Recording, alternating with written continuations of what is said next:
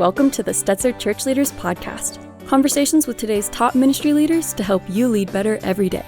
And now, here are your hosts, Ed Stetzer and Daniel Yang.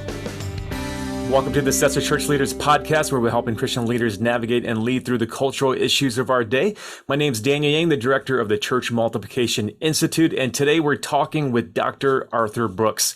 Arthur's the William Henry Bloomberg Professor of the Practice of Public Leadership at the Harvard Kennedy School and Professor of Management Practice at the Harvard Business School. He's authored several books, including the #1 New York Times bestseller in 2022, From Strength to Strength, Finding Success, Happiness, and Deep Purpose in the Second Half of Life. And his latest co-authored book is entitled Build the Life You Want, The Art and Science of Getting Happier. But before we talk to Arthur, we want to remind you that if you're enjoying our interviews, it would help us if you left us a review, especially on Spotify, where we're growing and I know is a preferred platform for many of you. Now let's go to Ed Stetzer, editor-in-chief of Outreach Magazine and the dean of the Talbot School of Theology. Well, and it is good to be here and have this conversation. And I really worked hard to try to make this connection. I had to track down where it is. Now that this interview is being released, there's all kinds of resources on the website. But early on, I wanted to have this conversation in part because of an article I read that led me to get a copy of a book that led to some of this conversation today. The book that we're talking about first is actually the book called From Strength to Strength, Finding Success, Happiness, and Deep Purpose in the Second Half of Life. But I want you to know that I actually read this article called Your Professional Decline is Coming Much Sooner Than You Think. And I read it not just once, but probably 5 or 6 times, made my wife read it, shared it with a bunch of friends as well. And I think it helps to frame some of the beginning of our conversation because it actually becomes a chapter in the book, the first chapter of the book. So tell me, first of all, thanks for joining us, Arthur Brooks. We're so appreciative of you being here. But tell us what the article, response to the article, what's the point of the article, and how did it lead to the book? Yeah, well, thanks, Ed, and thanks, Daniel. It's great to be with you. It's a wonderful podcast, and hello to everybody out there in podcast land, and thanks for the wonderful work that you're doing in your churches and your communities. This article and book that you're referring to, Your Professional Decline is Coming Much Sooner Than You Think, which turned into From Strength to Strength. Everybody knows that comes from Psalm 84, Michael El Chayel, may you go from strength to strength. That really came from personal research that I was doing up to about the year 2022. For about the last 8 years before that, I was trying to figure out what God's plan was for me in the second half of my life and what I could actually do well, what I could actually get better at. Part of the reason was I was running a big think tank in Washington, D.C. through a lot of that. And I would look around at my colleagues and friends and many in Washington, D.C. and in these kind of high-powered jobs. And I would notice that they were kind of not doing as well as they had been before, but they couldn't quite get off the train until they got a shove. And there was a lot of sadness and regret. And I finally had this experience that made me say, there's got to be a better way. I was flying from Los Angeles to Washington, D.C. A flight I did a lot. And it was dark. I couldn't see people, but I could hear a couple behind me on the plane. And the husband, I could tell by his voice, I was assuming it was a married couple. I assumed they were elderly by the sound of their voices. The husband was telling his wife he might as well be dead. And his wife was trying to, no, it's not true. And then he would say, nobody remembers me. And she would say, people still do. She was clearly lying to the old guy and, trying to make him feel a little bit better, good wife, etc. And I thought to myself, well, poor guy, he's disappointed with the way his life turned out. He probably didn't live up to his expectations. He didn't get a good college education, all that stuff. Anyway, we land in DC and the lights go on and we all stand up. And I'm kind of curious to get a look at the old guy. And it turns out to be one of the most famous men in the world. Somebody that every single one of us knows who he is. He's done 10 times more with his life than I'll probably ever do with mine. He's an authentic hero. He's not some politician or entertainer. He's a real hero who changed American life for the better in the 60s and 70s. And he's somebody that everybody recognizes. He's rich, he's famous, and justifiably so. Now, I'm a social scientist. So the first thing that I'm thinking, I work on human behavior, neuroscience. This is what I work on. And I'm thinking to myself, either my model for getting happier as I get older, which is bust my pick, be super successful, do as well as I possibly can, bank it and die happy. Either that model's wrong or something's broken with this man. And I decided, given the fact that I was feeling pretty insecure about my life at that point, I was a CEO, but I knew I had to do something different, but I didn't know what it was. I better figure this out. So I go home and I tell my wife, Esther, I said, honey, I had this kind of alarming experience. And I told her about it. She said, well, you have a PhD for a reason, right? And I said, yeah, I'm making a living. And a bunch of lame stuff. And she said, no. Professor, teach thyself. Use all of these data and scientific techniques that you've got and figure out how you can live your best life, figure out where you're supposed to go, think and pray on your knees about where God wants you to go. And maybe, just maybe, with the intellect that you've been given, you can figure out how not to wind up like the man on the plane. And that was the genesis of this research project. Yeah, I remember when Ed sent me your article. Ed, we were recording an episode of Stetzer Leadership Podcast, and we were talking about this, and it felt a little bit depressing to kind of realize that, man, our professional decline may be upon us right now. And so, Arthur, help us to see like the other side. Like, what's the good news coming out of this? Well, to start with, why is it that people tend to go into professional decline? And the answer is not because you're some sort of lazy loser. The truth is that there's a form of intelligence called fluid intelligence that tends to be very high in your 20s and 30s and goes into decline in your 40s and 50s.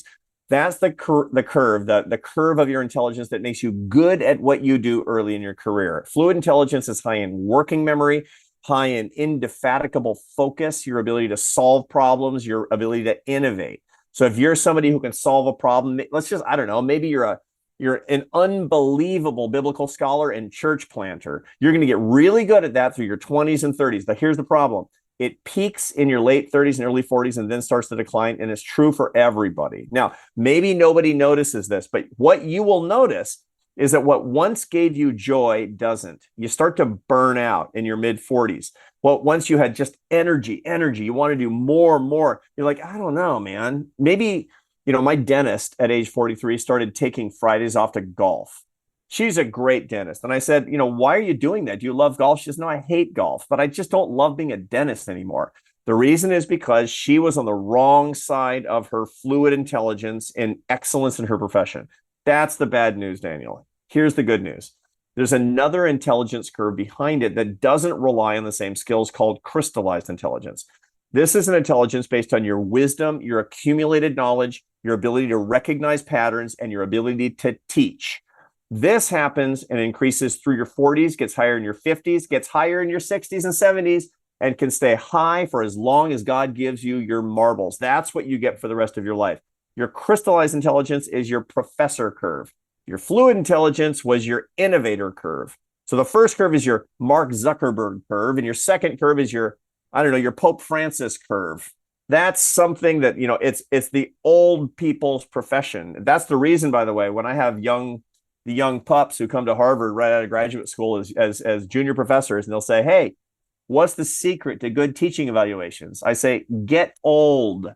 That's the secret to good teaching evaluations, because old teachers, old historians, people who need accumulated wisdom, who need to see patterns, who are better mentors, these are the people that are the people who succeed the most. So what this means, basically, for all of us, is that the pattern of your career should not be to try to keep doing what you once were good at, but to step onto the second curve. If you're a lawyer, be a star litigator at 30, be the managing partner at 60, where you're identifying the next generation of talent and training them. Be a startup entrepreneur at 30. Be a venture capitalist at 60, where you're finding the next great crop of entrepreneurs and teaching them how to do it. And this is true in every profession. Go from researcher to professor, which is what I've done in my life. I'm writing for an audience of 500,000 people a week. I get to do this kind of thing. I'm explaining to non-technical specialists these ideas from neuroscience and social science because I'm a better professor than I would have been at 30. Yeah, so let's talk a little bit about, and I'll probably personalize it a little bit. So like I said, as Daniel can tell you, I sent him the article, sent a bunch of people the article. And part of it was processing a series of things in my own life. I was at Wheaton College. I'm trying to, we've met at a couple of places where you spoke Right. Either Wheaton College or Biola University things. So I was at Wheaton College, a dean there, a professor there. But I had decided to think through, what's next? And it could have been something at Wheaton College. They'd asked me to do some very specific and exciting things. But but one of the things I was asked to consider being the pastor of a church that people might know of. And I was in this conversation saying, you know what, I think at my age, mid 50s, I need to be thinking probably less in that pastoral space and more in my particular wiring. I had a couple doctoral degrees, that kind of stuff, to go and to stay in academia and maybe become a dean at Biola, which is what I ended up doing. But my point is this. I think for a lot of pastors in their 50s and 60s, they start to feel a little bit of they're not the person they used to be. And maybe sometimes, like if you're a pastor and you leave a church at 55 years of age and you go looking for another church, it's hard to find that. And so for me, I had this path to being the dean at a wonderful Talbot School of Theology. It's great. But for a lot of pastors, they get a sense of desperation around here because they can feel like people are ready for a younger pastor to take the place. They're not sure where they can go if they leave this place. So our audience is probably unique. I guess every audience is. But, and again, because I'm a little bit of not the great example, because I could go into academia, but if we had all the pastors go into academia, it wouldn't work. So what would you say to the pastor who's, passing 40s, going into the 50s, and saying, how am I going to find success and significance in a culture that everyone wants a 40-year-old pastor with 40 years experience and 4 doctoral degrees. So how do you help think about those people in that ministry space? There are other similar businesses and professions that are like that, but help us think about that. Well, so I can give you an example, a real life example of somebody who kind of accidentally did it right. And that's my own grandfather. I look back with wonder at his career. He started off as a real, hard hustling, church entrepreneur. He started religious schools. He was a Methodist minister from the evangelical tradition, and he was a school planter. He was the leader of the head of the Methodist mission school in the Navajo Nation, where my father was born. Well, my father was born relatively late. I think he was an accident with my grandmother and grandfather, and he was born when they were in their 40s. So when my dad was a little kid, 6 years old, this is during World War II, my grandfather comes home and announces to the family he's made a decision. He's going to go look for something new because he doesn't have his groove. So they packed up the car. It's like 1942. Wow. And they go up to his alma mater, which was Wheaton College in Wheaton, Illinois, knocks on the door and says, do you have something that I can do with my experience? Is there something I can do? He started doing general administration work, helping out. Within a couple of years, he was the dean of students at Wheaton College and teaching a class in theology. Happily so. He went from there after 10 years to Westmont College out in Santa Barbara, where he did the same thing. And he was this eminence where he was teaching, where he was a dean of students, and he was not trying to use that fluid intelligence to plant the schools and to prepare the sermons and to do everything in this entrepreneurial way that required so much innovation, so much energy that he simply didn't have. And he went on to have a very, very happy life. Look for that crystallized intelligence curve where you can exploit your unbelievable wisdom without trying to draw on that entrepreneurial energy that you had early on in your life, and you'll be a lot happier. My grandfather certainly was. Fascinating. Okay, but I want to come back to that because I think that pastor to education pathway is obviously the one I took. Right. But there's not a lot of space in that. I mean, right now, people at Wheaton College are getting very nervous about all the pastors are going to show up there to be the new dean of students, and I love that connection. So if I'm going to be in place where most people are going to stay in a similar role, but their entrepreneurial ability and energy is lower, but their crystallized intelligence is greater. How does that work? You're talking about that second curve. How do I do that in place if I'm going to stay in place, not in a new place? Does that make sense? Does it make sense what I'm asking? Does. Okay. It does. Think about anybody can actually be in a role where they are responsible for doing less of the innovation and more of the teaching. Okay. And the way to do that is to be a mentor to more people. Good. To actually think about how you can identify and cultivate the next generation of talent. To think about how you can be less the glorified leader and more the good manager of other people. So what you find is that people over 60 and even over 70, they tend to be the best managers of people because they're coaching leaders is the way that this works out. How can you be less of a single star and more of a coaching leader? That's what it comes down to. And everybody's going to find their own way. Maybe that's in their own church is where they're doing that. Maybe that's in their own community where they're doing that. They don't have to go to some fancy place like Biola, an elite school like Biola. I mean, great. I'm glad you did. I'm glad you're there, but not everybody can do that. But everybody needs these people, even in the non-elite spaces. Yeah. How can you do this more? Look, there's a lot of clergy, a lot of young clergy out there that they need mentors. They actually need older friends. They need people who can actually help give them ideas. This is what we're really good at. People will say to me a lot, they'll say, when they become basketball coaches, when they're 60 years old for the first, or little league, or, teaching people at the community center what they're good at. They'll say, I just love teaching. Accountants that will start teaching one class just for fun at a community college, whatever it happens to be. And they'll say, I had no idea I liked teaching. I didn't know I was good at it. And I say, you weren't good at it, but now you are, because you've got the crystallized brain. The other way that people can do this is to think about how they can be more of a historian, because a historian is somebody who has pure crystallized intelligence. Historians on average do half of their professional work after the age of 65. And the better half is the second half. So, any historian at a university, take care of your health, because you're going to write your best books in your 80s if you've got your health. Okay, so that doesn't mean everybody needs to be a history teacher, but there's a lot of history out there. There's a lot of institutional memory out there that actually people can bring, and with a lot of joy, a lot of inspiration that they can actually bring, because they're good at seeing all the patterns that are out there. So look for the inner teacher, and look for the opportunity to be the teacher, coach, mentor, historian, whatever that means in your life and your circumstances. I want to personalize this just the way, Ed, you've done this. I'm 43, and I felt like I've lived a pretty decent half of my life already. I want you to unpack a little bit more about the second curve, and I'll ask you this in like two particular ways, or two questions. Number one, do you need to enter a midlife crisis in order to enter into the second curve? And then secondly, how do we make the best of the second curve? What do we need to do? So there is no midlife crisis necessary. When you see a midlife crisis, is because people hold on to the fluid intelligence curve too long and then have to climb up out of the basement to get on a new curve, if they can ever find it at all. That's the midlife crisis. Now, the time between your curves is a time that psychologists call liminality. Liminality is this time. It means you're betwixt and between, is what the scholars like to call it. I don't even know what betwixt mean. I've never used that in common speech, but you get the idea that you're between these things. It's intensely uncomfortable, but it's unbelievably fruitful, because when you don't have your groove on, you're not doing the same things, you're not quite sure who you are, you find that you're able to do all sorts of new things. Now, that period can be really positive or can be really negative if you hung on for 10 years too long to the wrong curve. That's when it actually can become a crisis.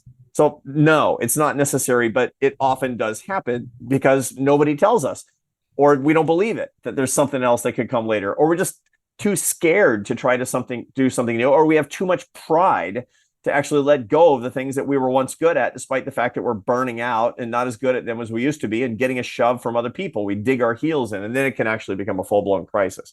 Now, the second curve actually requires a lot of humility. The first curve is the star curve. Look, there's a lot of the kings of the mambo here who are watching us. That's like, you got all these people and they think you're great, and they're like, what a great sermon that was. And, there's so much positive reinforcement when you lead a church. There's also a lot of tension and anger and problems when you lead a church. I get it. But the truth of the matter is that it's very easy to think of yourself as a unique, precious flower, sort of a star, when you're on the fluid intelligence curve. The crystallized intelligence curve isn't like that. And the reason is because you're making stars. You're helping people to see their potential. This is your opportunity to become the person you're supposed to be, to pass on your skill to other people. You go from the me curve to the we curve, if you want to think about it that way. And that actually is hard on people's ego, but that's super important. That's such a gift that we can actually do that as we get older in life, to have, God give us this gift of, instantiating humility. I mean, humility is like meek and poor of spirit a little bit, getting on that curve, and you can build other people up. So we have to think about it in that way. People who actually, we start to dig in on the humility of that second curve, start to see other people in terms of what they can create for them. These are the people who succeed the most, succeed spectacularly. I've got case study after case study of this stuff. I look at Johann Sebastian Bach, maybe the world's greatest composer. He was the best innovator of the high Baroque early in his life. And he got out of his groove later. I mean, that musical styles passed him by. He was completely left in the dust by his own composer kids, as a matter of fact. He did not, rage at the heavens and shake his fist at the stars. No, what he did was he took his whole career and he became the greatest teacher of his generation by converting his own career into teaching music at the Thomaskirche in Leipzig, where he was the choir director and the organ teacher, and he taught composition, and he wrote these chorales. By the way, he's often called the fifth evangelist because he was so deeply Christian. He finished every single one of his scores saying, "To the greater glory of God." But before he died, he was asked, "Why do you write music?" And he said, "The aim and final end of all music is nothing less than the glorification of God and the refreshment of the soul." And he was saying that not just because he was some big star. By the end, he wasn't a big star, but because he was actually teaching people that his apostolate, his living apostolate, was writing these particular notes. He died a happy man. He was surrounded by his kids and his grandkids and his students. And he didn't even know that 100 years after he died, he'd be considered the greatest composer who ever lived. He was obscure by that point, but he was living up to the crystallized intelligence that really can be our promise if this is what we want to live up to. Yeah, the crystallized intelligence just really was very influential in my decision-making, thinking, and process, and even partly just in my own journey. I was kind of a young, smart alecky church planner, and really loved leading and changing and innovating. And the last few years, I've just taken a greater and greater joy in elevating other voices and letting you know about people that are more innovative and more intelligent and better. And just to partner with people like Daniel Yang and lots of others. So I think that is a natural thing that I've just loved in my own journey.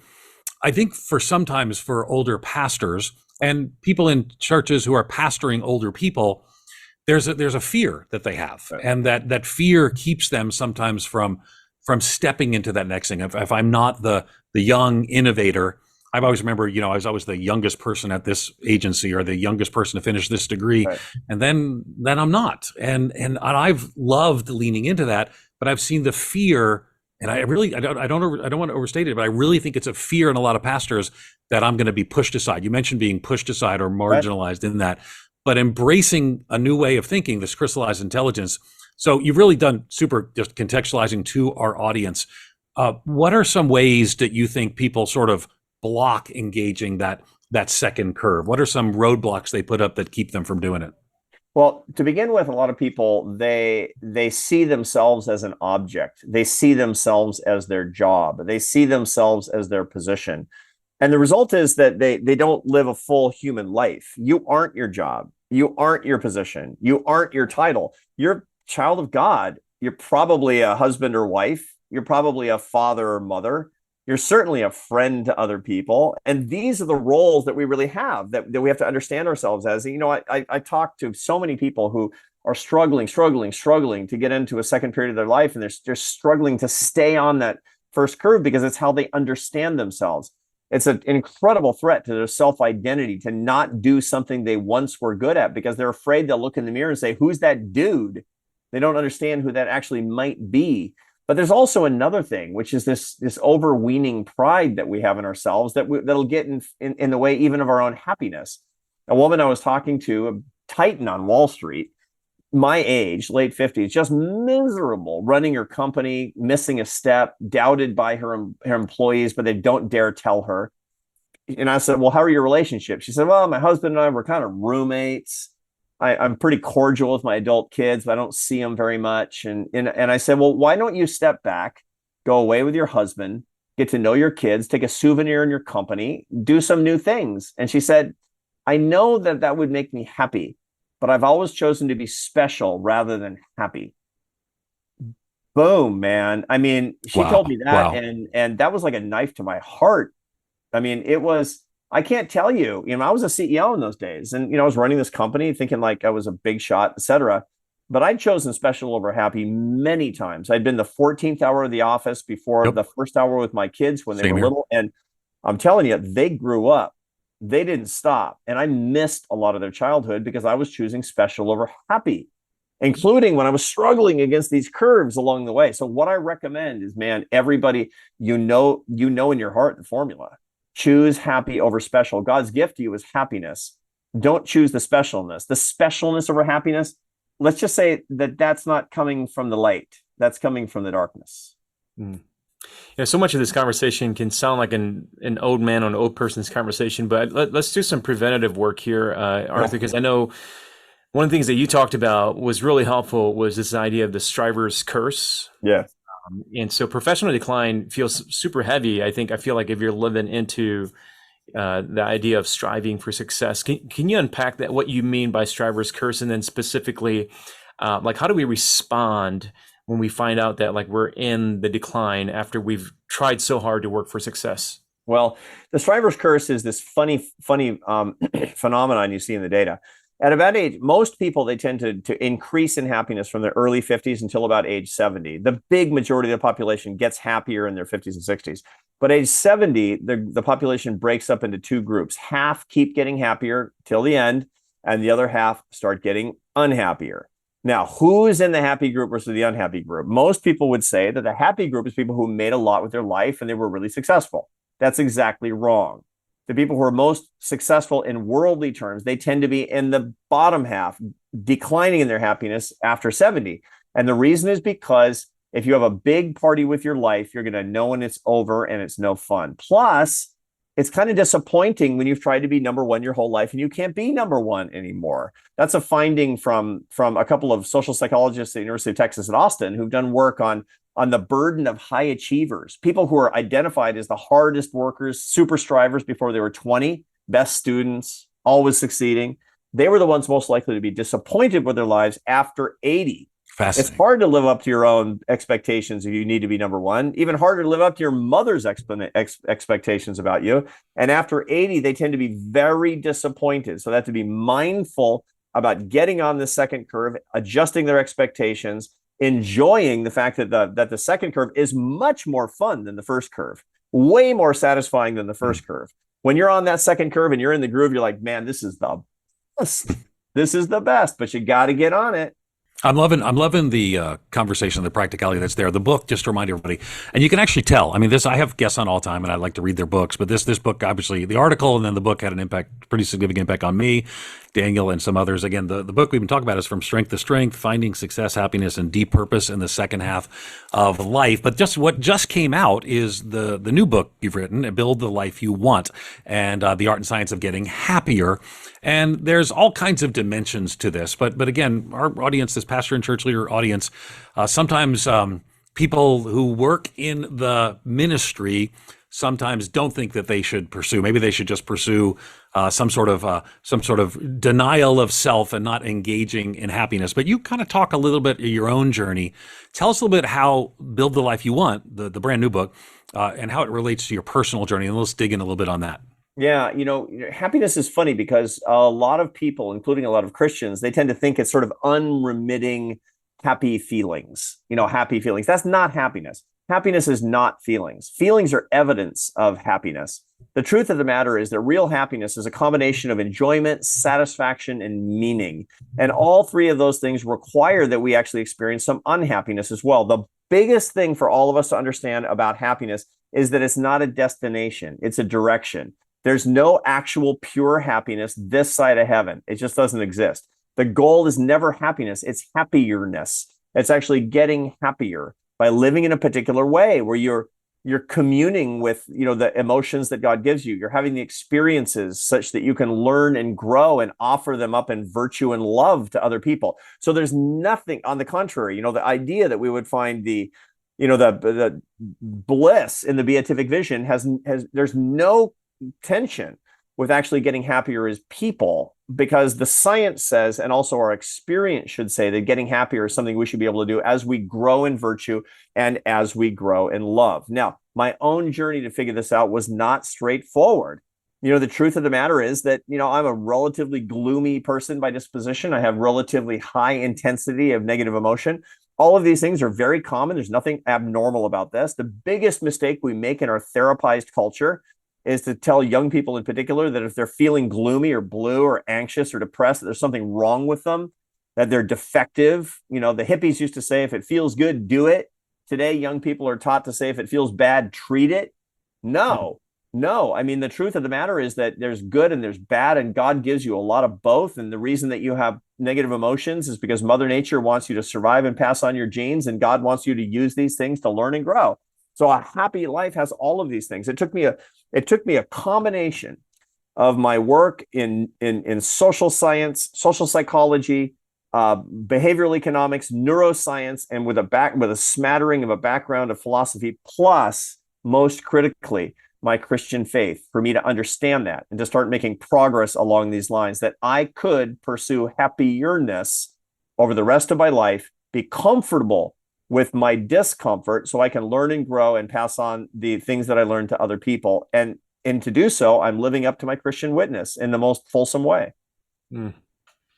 Bob Dylan said happy is a yuppie word, he said. You did a good job unpacking why it's deeper than just feelings. As we get close to the end of this podcast, Arthur, would love to get a little bit more personal with you. In this season of life for you, I mean, you're building the life that you want. What does happiness look like for you? What are the elements of happiness for you these days? The good news is the elements of happiness for me are the same as they are for everybody. In Build the Life You Want, we write about the 4 pillars of the happiest life, and they're pretty straightforward. If you can emotionally self-manage to not be distracted, you need to put basically your energy into 4 accounts every day: your faith, your family, your friendship, and work that serves other people. That's it. I don't care if you're an electrician or you're a church pastor or a college professor, president of the United States. We all can do these things. Now, when I say faith, I don't necessarily mean my faith, but mine's working pretty darn good for me. I'm so grateful every single day to be a Christian man. And I just frankly don't know how I'd put one foot in front of the other if I didn't have that. And so the result of it is that if I'm digging into that, I mean, you got to do the work. It's one thing to say, oh yeah, no, I'm a follower of the master. And then, did you pray today? Did you read the book today? Did you or you didn't? It's a yes or no question. You got to make these investments. Your family life, critical. Now, of course, you don't put your family first. That's a cult. Familyism is a cult. But you actually have to make these investments. 1 in 6 Americans is not talking to a family member because of politics today. My friends, that is insanity. There's only one reason to have schism with family, and that's abuse. And political differences of opinion are not abuse. Friendship is one of the most important parts of Christian life. But it's got to be real friends, not deal friends. And pastors, not ministry friends, right? You actually have to have friends, not just ministry friends. And what they have, what real friends are, is useless. Cosmically, they're not useful. They're useless. You just love them. You got to do the work to maintain these. And last but not least, your work needs to be an apostolate. You need to sanctify your ordinary work as a gift to others and a gift to the Lord. And if you're not thinking about that, you're just going to miss the boat, because you're going to be thinking about the worldly glory and the idols of money, power, pleasure, and fame. And you're going to be completely distracted from what we need. So that's the formula. It's not a hard one, and it works for everybody. And I'm telling you, you guys, it's rocking my world. I mean, it's like God gave me this knowledge and I finally applied it to my life. I'm such a dope. It took a long time. But faith, family, friends, and work, as I put those bricks in place every single day, I see the results, and everybody can see them as well. Yeah, and I would say for a lot of pastors hearing, their faith, that means not preparing a sermon for somebody else's faith. Their family, that means spending time with them. And friends, it means not ministry friends. Useless, as you said. And the work that serves others, I think, is so good. You also talked about idols, and we're kind of running out of time, but the idols I thought were really helpful, and they would relate some to ministry work. So talk to us about the idols we waste our time with. This actually comes from the work of Thomas Aquinas, who was paraphrasing Aristotle, that Thomas Aquinas said in the Summa Theologia, this seminal work, this magisterial work, that was the greatest work from 1265. He writes that people want God, but there's a lot of one-sided conversations and a lot of rules that are kind of inconvenient for people. So people will take a substitute that seems kind of divine, and it turns out he's a very good social scientist. He said there's 4 substitutes that people tend to follow, and everybody follows 1 or 2 more than the others. They are, exhaustively, the idols in life that will distract you from pursuing God and put you in the opposite direction. Every time that you're not on your faith walk, it's because you're pursuing one of these things. They are money, power, pleasure, and honor. And by honor, I don't mean my son in the Marines who serves with honor. I mean people honoring you. And everybody has one idol more than the other. Every time you do something where you're not the person you want to be, you're not the Christian you want to be, it's because you're pursuing that idol. And it's an incredibly useful framework for knowing ourselves. I make all of my secular students at Harvard play a little game called What's My Idol, where I take them and I make them eliminate the ones they don't really care about. So they'll say, yeah, I don't care about power. Yeah, okay, good. I don't care that much about money. Okay, well, now it's getting hot in here, right? Because you just left fame and pleasure. Which one would you give up? And like, I give up pleasure. I said, now we know your idol. You want Instagram followers. You want the admiration of strangers. You want prestige. You want people to praise you. And they're like, right. And fame for a pastor doesn't mean, couldn't necessarily mean an Instagram influencer, but the same idea can still be at work in these things. And power can be your influence in the church. So these are all things. Don't pastors and church leaders don't think that that's what doesn't apply to you. It does. Fame is very, very local. Yeah. It's the admiration of the people who matter. And if there's only 10 people who matter, being famous means you have their admiration is what it comes down to, whether you're world famous and you're recognized at the airport or not. And so we have to understand these things because look, I mean, this is how the dark one works his way into our lives, is by looking a little godlike and then giving us these things that are substitutes. That's the bottom line. But once you know, knowledge is power. Hugely impactful and influential in my life. Remember, okay, and the basic way to think about it is you got the bad four: money, power, pleasure, and fame, which, by the way, you can use those things for great good, but only if you use them as a springboard to the good four, which is faith, family, friends, and work that serves. You've been listening to Dr. Arthur Brooks. Be sure to check out his books, From Strength to Strength, Finding Success, Happiness, and Deep Purpose in the Second Half of Life, and Build a Life You Want, The Art and Science of Getting Happier. You can learn more about Arthur at arthurbrooks.com. And thanks again for listening to the Stetzer Church Leaders Podcast. You can find more interviews as well as other great content from ministry leaders at ChurchLeaders.com/podcast. And again, if you found our conversation today helpful, we'd love for you to take a few moments, leave us a review. That'll help other ministry leaders find us and benefit from our content. Thanks for listening. We'll see you in the next episode. You've been listening to the Stetzer Church Leaders Podcast. For more great interviews, as well as articles, videos, and free resources, visit our website at ChurchLeaders.com. Thanks for listening.